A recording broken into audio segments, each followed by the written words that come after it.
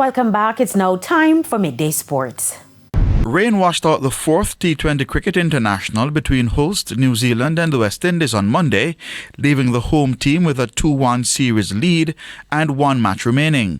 The Caribbean side sent to bat reached 38 for 1 after 6.3 overs when rain stopped play. Amir Jangu on 12 and Captain Shea Hope 3 were the batters at the crease. Alec Athenaeus was dismissed for 21 by Jimmy Neesham, who took 1 for 5 for the Black Caps. The result means the Windies, who trail 2-1, cannot win the series but are still in with a chance of levelling the series in the fifth and final match on Wednesday in Dunedin. Although disappointed about not having a chance to win the series, Windies skipper Hope will be aiming for a series draw. But yeah, as we said, we didn't really get a chance to get out there and maximise in this game. But yeah, we still got a chance to level the series, and that's our main focus for the next one. Sure, I was looking forward to this one, especially coming from Bangladesh. I expect a little bit better surfaces here in New Zealand.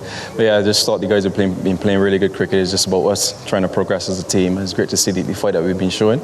Unfortunately, we didn't win those last two games, but every time you put yourself in those positions, you obviously got a chance to win. So I'm very happy with the progress that we're making. Yeah.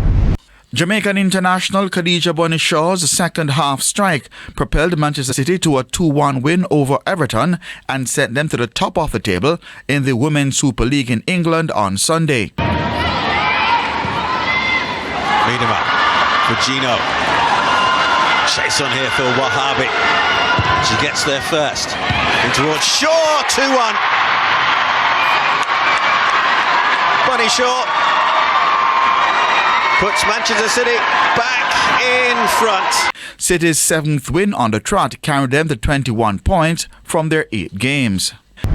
And the president of the Jamaica Basketball Association, Paulton Gordon, says he's excited to have the national female team back in action after a 2-year absence.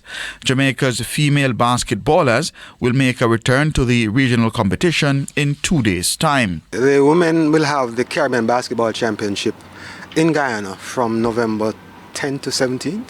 The actual competition starts on the 12th, but they travel on Monday, which is the 10th. Looking forward to women getting involved in the full school-scale regional championship. They haven't done that for 2 or 3 years. So we really are excited about that prospect. Gordon is confident that the team will do well, especially since they have an added incentive to put on a good showing. Well, they have been preparing for the last 6 weeks, and that's one of the reasons why we didn't want to disappoint them, really. I think we have a decent group of ladies.